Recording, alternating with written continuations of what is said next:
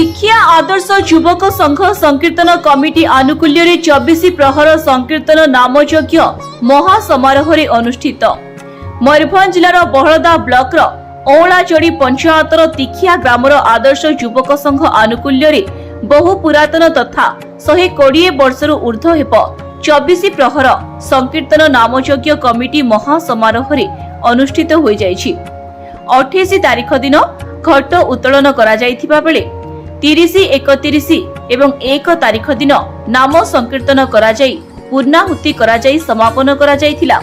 एही कार्यक्रम रे बहु प्रसिद्ध नाम संकीर्तन पश्चिम बंगर गोपाल कर्मकार, झारखंड मुंडाकाटी ग्रामय पूर्णचंद्र महांत दल, पुरोलियार पोटामोदा, पश्चिम बंगर बांकुड़ा अंतर्गत जय निताय दीक्षिया संकीर्तन दल प्रमुख सेमानंकर भक्तिपूर्ण नाम संकीर्तन और आकर्षणीय वेशभूषा नृत्य परिवेषण करी भक्त वृंद मन किणी नेथिले।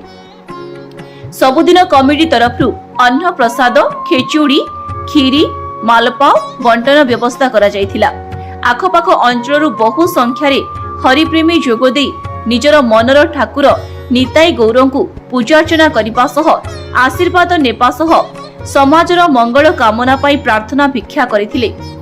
वस्तुवादी दुनिया रे सुख शांति रे जीवा पाई मुख्य केवल हरिनाम समग्र अंचल रे हरिबोल उच्चारण एक भक्तिमय परिवेश सृष्टि करिथिला।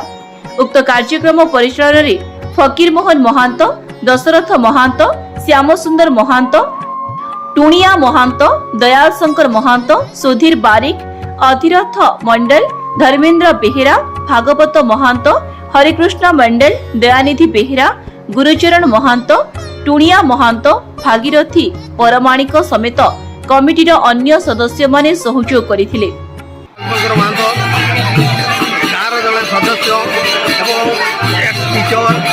কিন্তু আজকে এই সংকীর্তন দলটা প্রায় 20 বছর ধরে বাপা দাদা সমস্তে করে আনুଛନ୍ତି এবং আমি বিহার, বেঙ্গল, ঝাড়খণ্ড ইত্যাদি দল আনিকি সমস্ত দর্শক দর্শিকাকে উৎসাহিত করে পারিছু এবং বর্তমান আমি আশা রাখিছু আহরি বি এইটা বড়িব মানে আগ্রহ রাখিছু।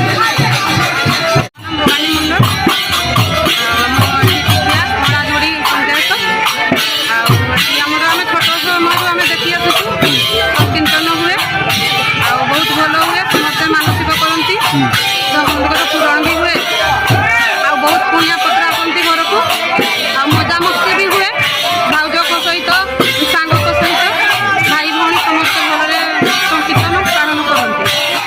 दीर्घ 20 वर्ष हेलाणी आम ये संकीर्तन अनुष्ठान हो बेस आनंद उल्लास सहित दर्शक मैंने उपभोग कर दूर दूरांतर विभिन्न आखपाख अंचल समस्त दर्शक बसी उपस्थित हो आमर ये मान कीर्तन को उपभोग कर भगवान आशीष लाभ कर संकीर्तन अनुष्ठान बाहर आमर निकटस्थ झारखंड, बेंगल विभिन्न प्रकार कीर्तन दल मैंने आसी आमको